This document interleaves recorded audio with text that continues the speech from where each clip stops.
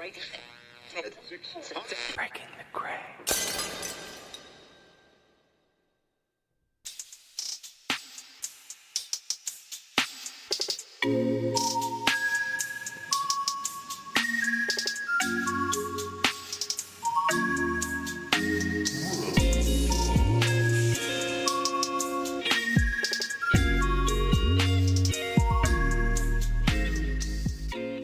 All right, Sarah, we made it. We made it. Well, you know what? We made it too. We're in the middle of season 2.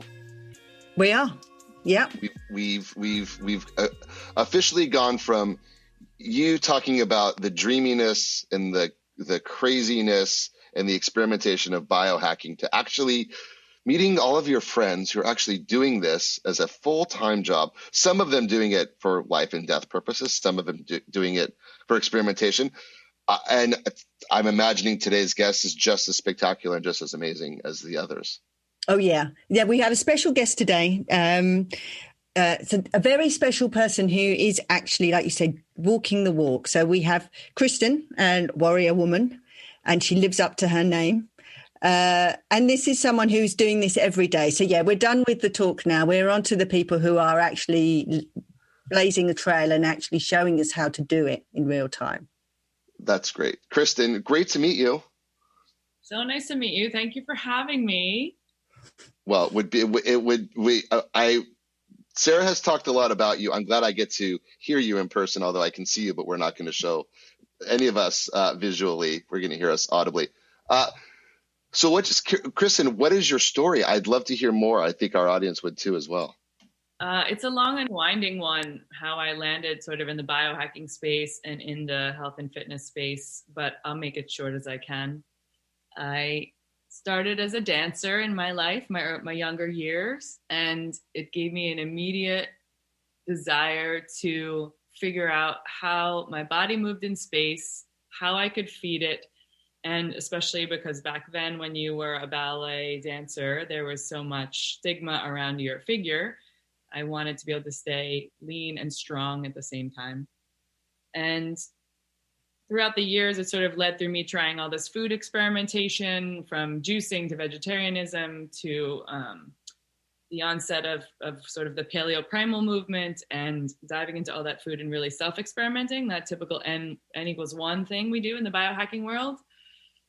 Through, Mark Sisson, and who is the sort of the primal guy, and then Dave, who's the bulletproof guy, and just really exploring all of that. Starting, I think the root of it was really around food and how I fueled myself.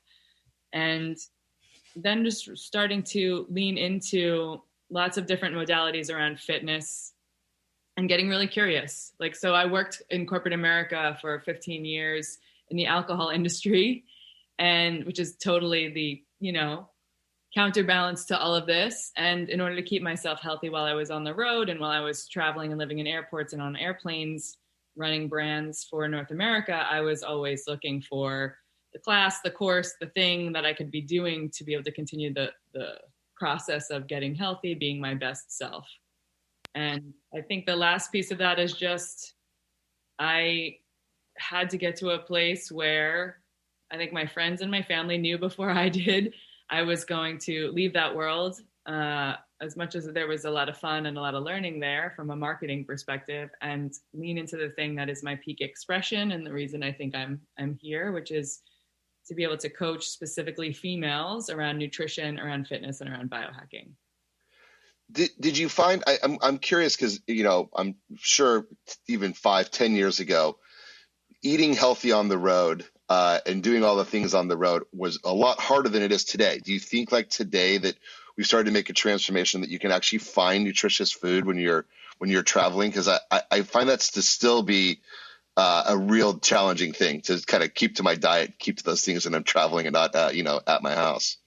Yeah, I mean, there was always back then there was definitely a heavier level of personal responsibility and dedication to finding the things, but people in the corporate world knew I would be leaving happy hour to go to a cardio class or a strength training class in whatever market I was in, or I was picking the hotels that the corporate travel agent would let me book based on proximity to the juice place, because typically the juice place had the gluten-free stuff, and it didn't matter where it was. It was like that extra 5 or 10 minutes of trying to plan so that I knew that I could get to a early morning yoga or somewhere that had greens, and it's easier now, right? Because you can get a lot of packaged food. I don't necessarily mean processed, but like biltong or seaweed or, things you can travel with. And so my suitcase is usually half clothes and half wacky snacks. That's good. I know when you go under that X-ray machine, they're like, this woman loves to snack. She's a snacker. One time I made guacamole and they took it and they said, you're not allowed to have anything spreadable. What? Not liquid. And they were like, it's spreadable. Yeah. You can't come in with that. And I was like, this is a fresh guacamole. It took me 15 minutes to make. I hope you eat it.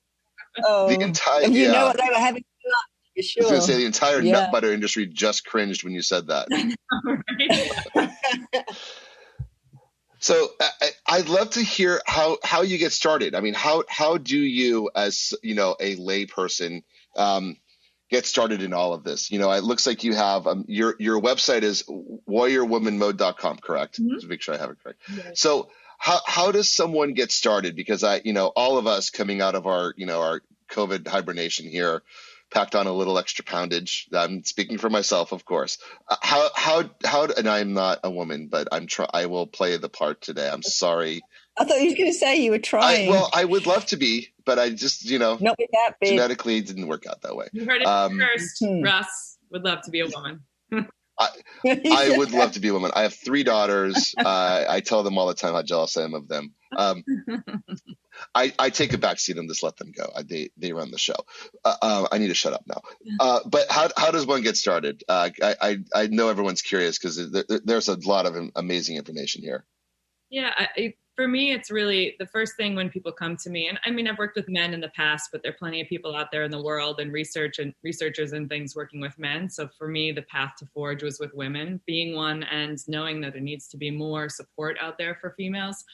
I think one gets started, the thing I always talk about with clients is it's really cool to do like the red light and the ice baths and the high tech crazy stuff. But if you're not baselining your nutrition correctly and you're not creating the fitness variance that you need contextually for whatever you're wanting your body to either look like or do, i.e. an endurance race or, have more energy or, whatever, PTA meetings, fine. But that baseline has to happen first. And to me, that's around, the 2 main things, which are how do you move your body and how do you fuel your body? And so once we can kind of nail those things, then I think it's like, you can layer in the peptides, you can layer in the extra, sometimes it's shiny new toys, but sometimes it's like something small and inexpensive that can really shift your state, your being, or just your health. Mm-hmm. That's so cool. I know, Kristin, when we met through Red Light, actually. Yeah. And then we did a little interview, and you were speaking about weightlifting as one of the things that you were using the Red Light for example. Yeah. So is that something that you bring in? Because some of these things, like we both go to these biohacking events, and a lot of these events are very male centric. And, certainly things like weightlifting and stuff like that, it's seen more as a masculine thing. And if women are involved, it's more like contouring and, there's definitely a difference in the language. I don't know what you think about that. And I know certainly that you are all about health and fitness, in contrast to sort of focusing where you're at on beauty and all those other stereotypical female things. So I wonder what you've got to say about that, really, because I think that's fairly a unique perspective that you have. Yeah. I think it's super important for women to lift heavy things. Let me be clear. I work out at a gym here in Venice, California, that makes me feel like I'm the weakest of the bunch. And that's not always easy to walk into, right? Depending on your size, your shape, your strength, your background, it can be intimidating. It can feel like, a challenge. And many of the women who come to me, I will work and create some programming for them. And especially now in quarantine, find the right online programs that they feel comfortable and they feel safe, because that's the most important thing going in, right? But I also push females, males, whoever you might be, I think it's important to push yourself a little bit or ride your edge of where you are comfortable. And by that, I don't mean lifting 400 pounds. I mean showing up in a space where you can get better because the people around you are better than you.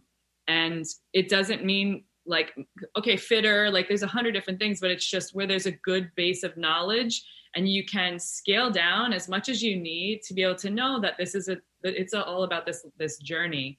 And I think I see a lot of people doing cardio all day. People, I mean, I talk a lot about women, but women specifically. And I think, it happens where we think we do a ton of cardio that we will be fine and healthy. And all we sort of do is we kind of ride that burnout line. And so I talk women down a lot of times off of, Lord love a Peloton, or I have a city rowing machine, which is this beautiful water rower. I love those devices, that technology, and thank God I have it. But it's also like, how do I incorporate weight training into that? And the question, I want to read this to you because I just posted this. It is not mine. It's from this guy, Coach Danny. I just posted on LinkedIn, and I think it's like really summarizes what's going on still in society, which is imagine a world where women are introduced to exercise as a means to build strength, muscle, and confidence instead of a means to be thin, and taught that nutrition is more about health, longevity, and actually being nourished rather than just being skinny. How radical. And that's just like that. I loved it. And I shared it on my LinkedIn page because I feel like that's still going on, and maybe not verbally, but societally in the ways and images we see and the mindset of women because of the years of what we've been exposed to or how we've been showcased. I am not particularly a feminist or whatever, but I do think that there is a case to be made for marginalization of females and shifting our psyche and our state around what we need to look like. And that's a challenge that we have to, it's a mindset challenge because then we're chasing something that's like all external. Yeah. And I want different things. Like that's part of why I think adding biohacking to the mix is like, strong is important and longevity is important. Yes. And I think that is the cool thing about the biohacking movement, because that definitely is the focus there. Yeah. It's about how do you optimize your health? How do you bring that kind of mindset into what you're doing? And like you say, longevity, And so even though it is at the moment, it is a little bit male focused, the whole biohacking movement, it's predominantly, there's a lot more males at the events and things. I think the message is the same. Yeah. They don't, it's not like you have like some places you have different messaging for females and males. I think that's one of the beauties about the biohacking thing right now as it stands. Yeah, it's sort of like whoever you are, figure out your own N=1, which means male, female, whatever, right? Yes. We're talking about physiologically, right? Because however you want to represent yourself is awesome, but physiologically, know what's going on in your biology, work it all out, and like live longer, live better, be strong, be sexy, men and women, right? And that's I think that's also like about being powerful inside. There's something that Sarah has talked about a lot here, which is when it's really not what you're seeing on the outside with biohacking, right? And so when you're quantifying yourself, you're actually tracking what's going on the inside, and it goes everything from the health of your organs and understanding how your organs work together in a symbiotic way, but also that mental part. And I think that mental part you just mentioned, which is keeping healthy in mind, and not only how people in the outside world are reacting to you, but also just keeping spiritually, right? Like there is a big spiritual part of this, of meditation and staying, connected to yourself and not really worrying too much about that outside world. But I think you're doing an amazing thing because you're sort of turning it upside down. You're turning the healthy, the health craziness upside down and saying that, it's not about being beautiful on the outside, which we all are, but it's about, taking care of yourself on the inside.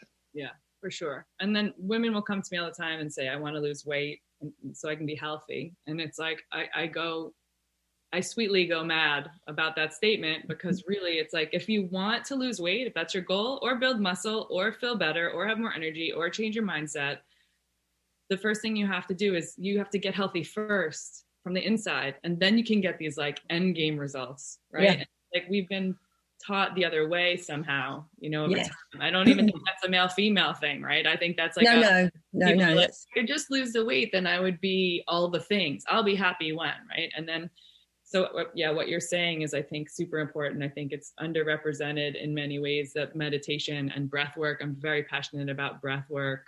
Those two modalities specifically are relatively cheap or free.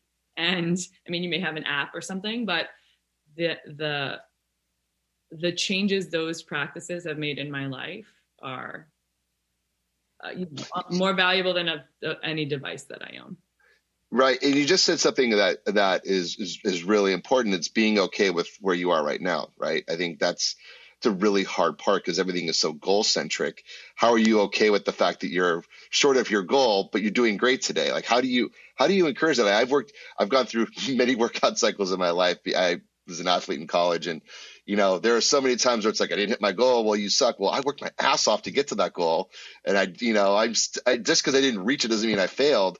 How do you encourage that in people to be, to remind them that just because losing the weight doesn't really mean you're going to feel any better about yourself? Yeah. I think I encourage it. I work one-on-one with women a lot. It's a 9-week program. That program unpacks a lot of the pieces of the things you're talking about. I also think I try to, I hate the word try. There's an example. I use words semantically. I use words that feel appropriate for that shift. And when people will call me and say, like, I have weekly status calls or things like that, or people will check in, or they'll like DM me on Instagram about something, and I will say that they are perceiving as a negative. I still haven't done this. I haven't gotten to this place. I hurt myself doing this. As long as it's appropriate, my answer is typically good news. Good news. Now you know. Now you got on that DEXA scan and your body fat percentage came back 10 points higher. Good news. Now you know what's gone on with the work you've done, and it's not working. Let's go from here, right? So I think that we need to look at things about, I listen to a lot of Jocko Willink, which is interesting because he's like the, warrior guy, but he's like, stay on the path, right? It's not really about the pot of gold at the end of the rainbow. I mean, sure, if you're doing a comp on stage and you have your professional athlete, sports, what have you, but it's really like you put the work in, and you put the deep work and everything in, and all of the practice and all of the commitment and everything that you have. And then that moment in time where you get to be in your flow state and like have that one moment where you're like, this is the moment. It's like, is it really going to be, is it really going to serve you in the same way if you didn't put all that work in and just magically happened, right? Sort of like less fulfilling. Yeah. That's a cool perspective. We also like to give like tips where people can actually implement something. So you just spoke about breath work. Mm-hmm. I wonder if you've got like a technique you could share, something that you're doing. I know you said that's something that's changed things for you. I mean, It seems very simple. I mean, breath work, again, it's like one of those things that, people are like, I can breathe. I can breathe in and out. I have the nasal breathing that I sometimes do, but, to actually do it as a practice, that's something different, isn't it? Yeah. Yeah. I'm always, a big part of the 9-week program. I do audio recordings for the clients specifically. I have some online on my website. It's like warriorwomanmode.com/breathwork mode, 2 free downloads, totally royalty-free music. You can put them on your phone and you can just listen to me to your heart's content. One will put you to sleep. One will wake you up. But the interesting thing about breathing is that people are like, we're really going to do a focus week on nasal breathing, Kristin. And they kind of look at me on the update homework call like I'm an idiot. And then this just happened with a client recently where she said, we came back the next week. I'm like, okay, we check in every day. How's the homework? How's the breathing? I'm spot checking them. And she was like, I can't believe that nasal breathing has shifted my sleep. Like I'm so confused how this is working, And so that, close your mouth, shut your mouth to save your life thing, which is what I say a lot, is just like, how do we bring awareness and attention to the fact that we should be nasal breathing 90% of our day? Do you do the thing where you tape your mouth? Do I you take take my mouth asleep. That's the other thing I would say is that there's sometimes people think, oh, that's, when I first read about it, I read it in one of Patrick McKeown's books. And I was like, okay, this is crazy. And now I do it all the time. And it, I read on my Oura Ring, it reads better REM, better deep sleep. I always sleep better if I'm like, it's a little hack. I'm only knowing I'm going to get like 5 hours sleep, which is not really optimal for me. I make sure it's a night I tape, and I cycle it based on if my mouth is wet in the morning and I know I've slept with it closed or not. But it's just like a little piece of tape, and you wake up different. Wow. I've seen that a lot. I've seen people like doing it and talking about it. I haven't actually done it. So I have the Oura Ring. So that's cool. I think I'm going to try it because, like I say, I've done the nasal breathing and I've done other breathing techniques. Yeah. And like you say, something simple, sometimes if I'm just doing something and I'm stressed out, just sitting up and doing the breathing does shift things. But it's so simple that you take it for granted almost. But it's something that I've started to notice. Okay, how can I stop and just at least, make sure I'm filling up my lungs, taking a breath? But I've never done the taping.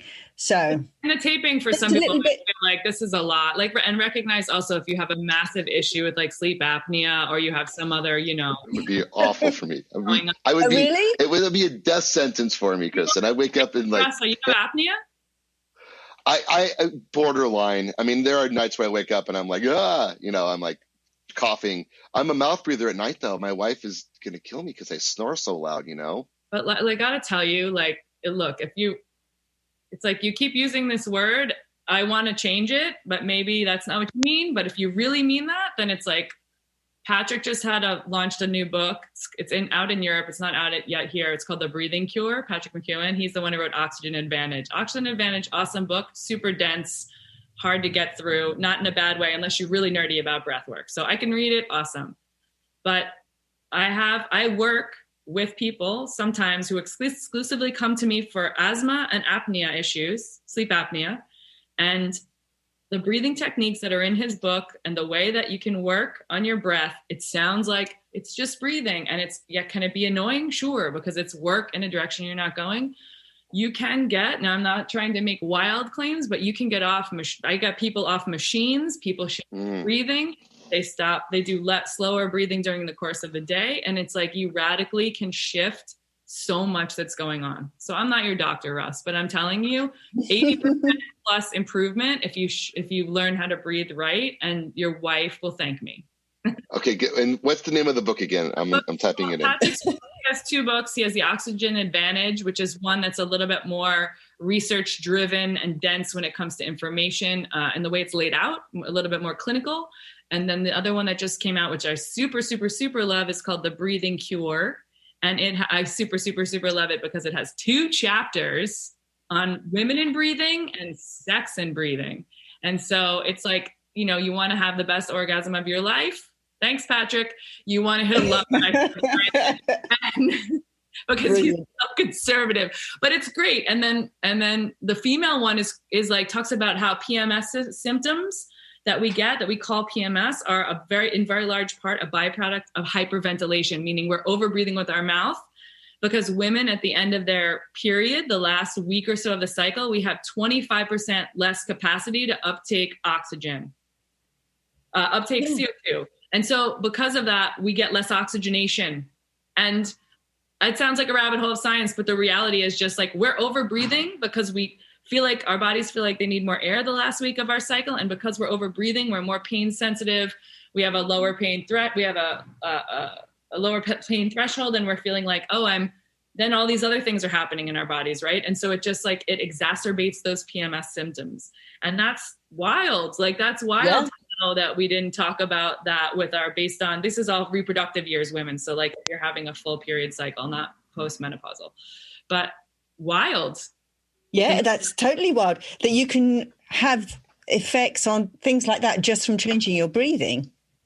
Yeah. And so it's like, how do we shift during different times of the month? How are we breathing? And think about it. If I have 25% on average less ability to uptake oxygen because CO2 is an issue because of the lowering of estrogen and the progesterone shift, then what's it going to feel like that week when I'm trying to go to the gym and train really hard, right? Yeah. It's going to feel totally different for my body. I'm going to feel winded. I'm going to feel different than I felt, 2 weeks prior when my estrogen is at an all-time high. And I have the capability when your estrogen is at a high from like day 6 to day 20, I talk about this all the time, of your cycle, that you can build more muscle. Like that's just hundreds of studies that no one told me about until a few years ago. And I was like, why am I learning this now? Yeah. Yeah. So that training, breathing correlation, that estrogen superpower, making us more muscle correlation, those things are like, women need to really look into we've vilified the period. And really there's so many beautiful things that are happening during the course of the month. Yeah. Yeah. I Kristin, number one, you're amazing. Thank you. Thank you. I greatly appreciate the breathing is interesting because I do meditate a lot. And what I find is that I've really been able to control my breathing and get some power over it a little bit because of the meditation. My sleep has gotten better, but I'm just a notorious mouth breather, I'll admit. And so I'm watching these old videos of me as a kid, and I hear myself talking, and I'm just very mouthy. And Paul would tell you, and so will Sarah, I am very mouthy as well. So I need to probably use the tape to tape my mouth shut. But to stop snoring and to keep my wife, happy so she can get a good night's sleep, was benefit enough to have you on. So thank you. What is it, Kristin? Is it just like masking tape? Is it special tape? So there's a few different kinds. I start clients out with something called Somnifix. It's like not very sticky tape that's shaped like your mouth, and it has a little like emergency little like kind of cutout in case you need to be like, I need air. So it's sort of the gateway drug to just using like what I use now, which is because Somnifix is also more expensive, whatever you buy it on Amazon, I don't know. And then I use 3M tape. So I use basically like medical hospital tape, and I like tear a small piece. You'll see people do posts where like they've taped their whole face. I have seen that. I was in the breathing group on Facebook. Someone's like, oh, my client's having trouble with it staying on. And someone suggested to use duct tape. And I was like, do not use duct tape. This will come off. You just need like a little piece that goes vertically from top to bottom or on an angle or something, however you're going to do it. And some mornings I wake up and it's still on, and some mornings it's like on my forehead or my headboard, or, you do the best you can do with it, but all you need is some basic 3M tape. Oh, yeah, that's super cool. No, well, I'm sold. I don't know about you, Russ. What about I'm sold. I don't know how that's going to go. You might have to, you might need the gaffer tape for us, but yes. Yeah, you will. A Gorilla Glue would be probably key. Gorilla Glue, yeah, something. But yeah, no, that's super cool. That is something. Like I say, I have seen people do it, but it's not something that I'm not a snorer, so I haven't done it. But just hearing what you're saying, all of these little things, if you can really improve your breathing and get that kind of effect from it, yeah. Simple, cheap. My little sleep routine is like I tape up, I do red light before. I'm loving the Flex Beam because it has this stretchy band. So I like wear it, and I do a little feedback, and then I have a little shoulder thing. So I put that on, and then my tape is already on. So it's like that 15 minutes before you settle in, you're adjusting to having the tape on your mouth. And then I take off the device and I pass out 9 minutes later usually. Yeah, brilliant. And it's cool. You're using the ring, so you're monitoring, you're seeing the effect that all these things are having. Because that's something else we've been talking about on the show, is the importance of tracking in some way. Even if you're just making notes or writing it down, you might not, but having some way of actually assessing what you're doing. Yeah. Because it is about you, it's not about comparing yourself to everyone, especially talking about women, that's the main thing, isn't it? It's taking your own responsibility and seeing how you can improve yourself from where you're at to better. For sure. Yeah. Nice to have those. The Oura Ring's so easy, right? Because it's on your finger. I've been wearing a bio strap and I like it. But I'm just like, it's harder to sleep with something on your wrist. Yeah, I like the Aura Ring. I've actually just got my mum on it because funnily enough, she has sleep apnea. So we're trying like having the bed at different angles and all kinds of other stuff. But I've got her on the ring so I can see what's going on. But we haven't done the taping. I'm sure she'll be delighted to hear that she's now going to have her mouth taped. Yeah, but we will see. Yeah, there's an exercise in these books that I mentioned that's called Breathe Light to Breathe Right. And it's like an exercise you do 3 to 5 minutes max a couple times a day. And that strongly will shift some of that stuff. So yeah, super cool. Yes. Well, Kristin, thank you. We didn't even get to talking about diet and nutrition. We'll save that for another day. We focus on breathing and but thank you so much. You're amazing, and I think I will send everyone to Warrior Woman Mode MODE.com. Yeah. And we'll send you. I'm at Warrior Woman Mode, like Instagram Warrior Woman Mode, Clubhouse. Oh, Clubhouse is Warrior Woman, like nonstop action with Warrior Woman Mode. And then my podcast is Well Power. If you want to hear Sarah drop all the knowledge on red light, which it's one of the most listened episodes I've ever released because so many people are curious about red light, and Sarah does such a great job of sort of explaining it for all of us who aren't scientists. That's right. I just remember every morning, sunrise. I've got to get up to sunrise. Yes. Well, that's it. That's part of my mission. I've already brainwashed you and Paul, I think. He's out every morning.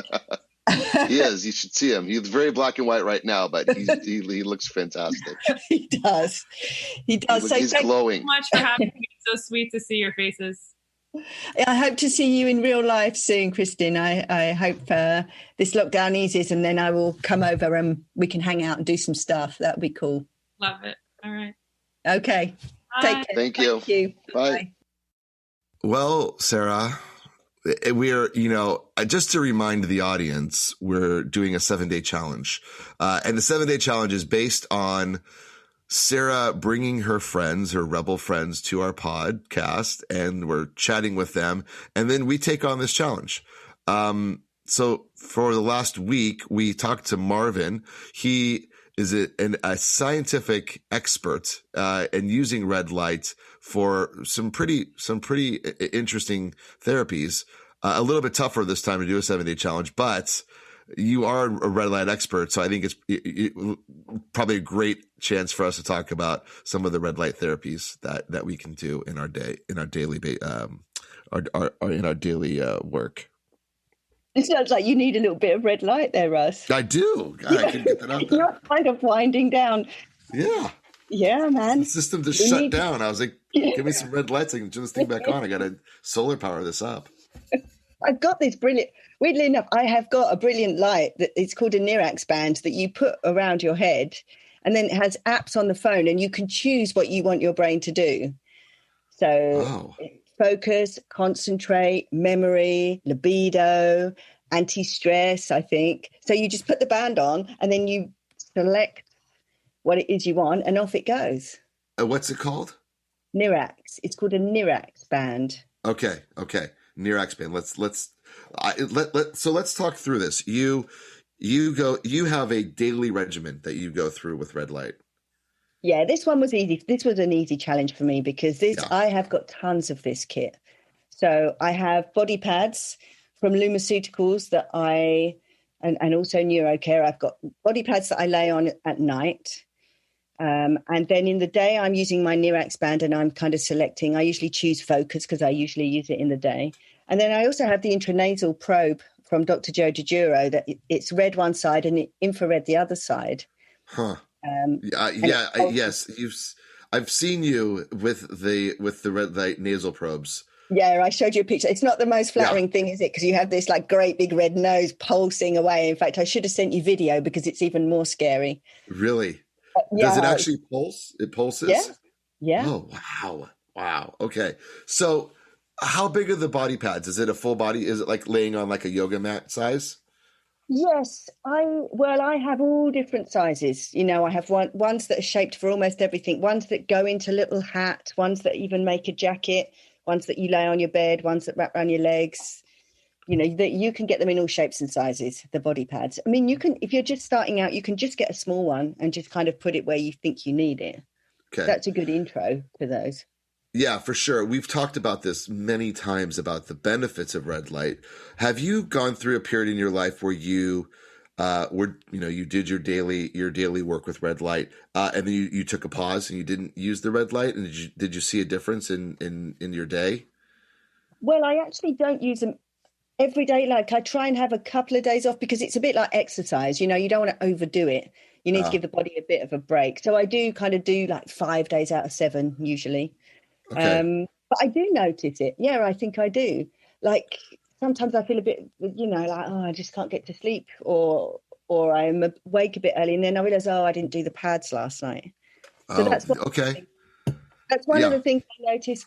And the focus one, I'm not sure, but it is quite comforting to do it on your head because it's like the little band, it's warm, and it kind of, maybe it's become a little bit of a placebo, who knows? Yeah. But, I feel more focused when I'm doing it because I've set that intention. Yeah, that's right. That's right. Yeah. Marvin talked about some pretty serious ailments like dementia,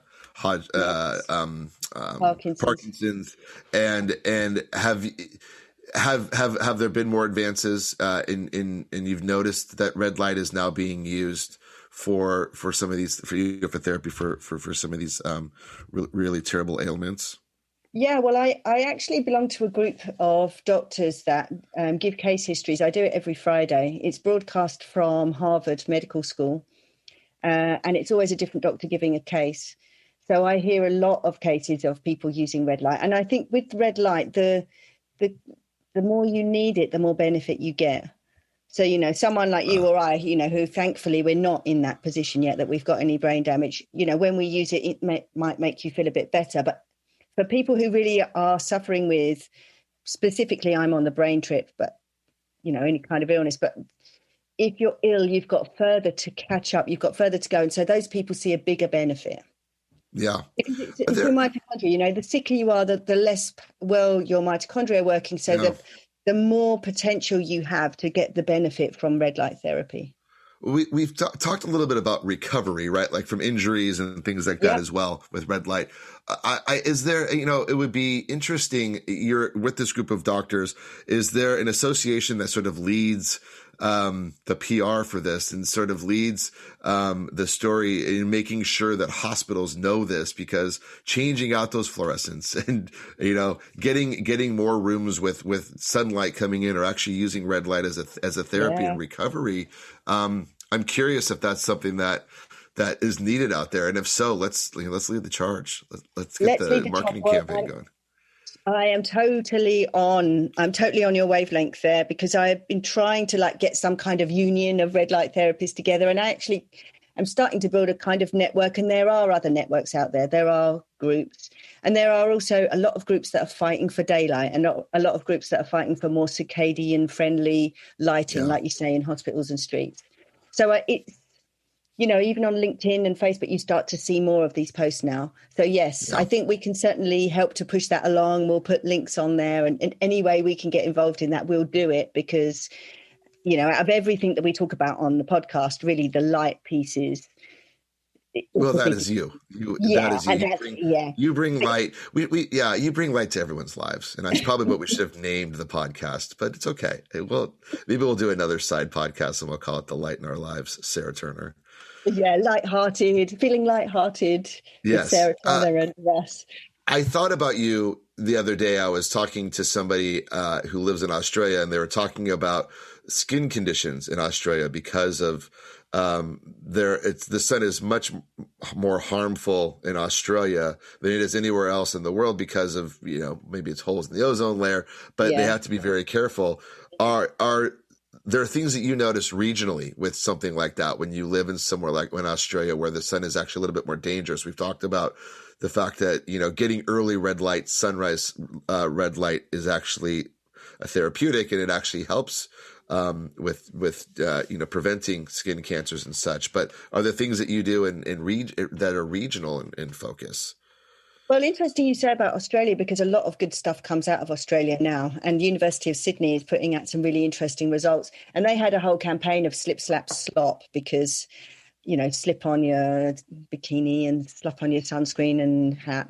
But actually, I think it's a bit misleading, because now they're finding it's because they had a lot of people who were just going out in the midday sun. And you're right, they do have problems with their ozone. But now they are starting to embrace red light as a way to prepare the skin for that UV radiation. And so this messaging, may not have been so accurate and may have led people to, avoid the sun. So now they're having vitamin D deficiencies and things in Australia. So, yeah, it's a great way to sell. It's a great way to sell beauty skin products. Well, they sold a shed ton of sunscreen based on that campaign. But, what did they see? They may have swapped one problem for another problem out there. So I know a lot of people in Australia who are now really looking into circadian biology, especially mitochondrial biology. There's a lot of good stuff coming from Australia. So, yeah, I think where what do they say? Necessity is the mother of all invention. They need to find solutions. And so they're doing it. So, yeah, that's right. Well, thank you again, Sarah. When you shine a light on my life, my day is so much better. So thank you. A pleasure to say that to someone in California from me over here in England. I'd like you to send some over, please, Russ. Yeah, you're in the mode of when the sun comes out, you try to capture it in a bottle. Totally. Yeah. We had a bit of sun today. That's it. I was out there. That's it. Totally sun worshipping. But yes, and Marvin was cool. Like you say, a little bit technical, but it was really fascinating to see what he's doing with neurodegenerative diseases. So. Super cool. Absolutely. Well, thank you, Marvin. Thank you, Sarah. Onward to next week. Onward to next week. Take care, Russ.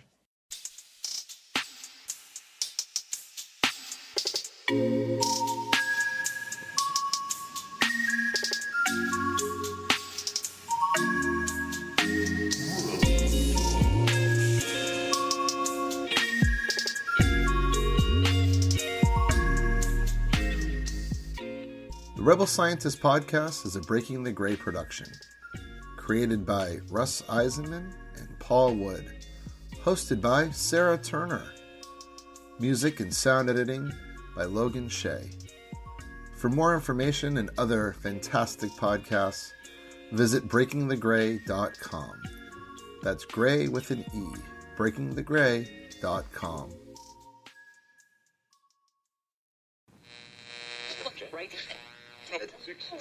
Breaking the gray.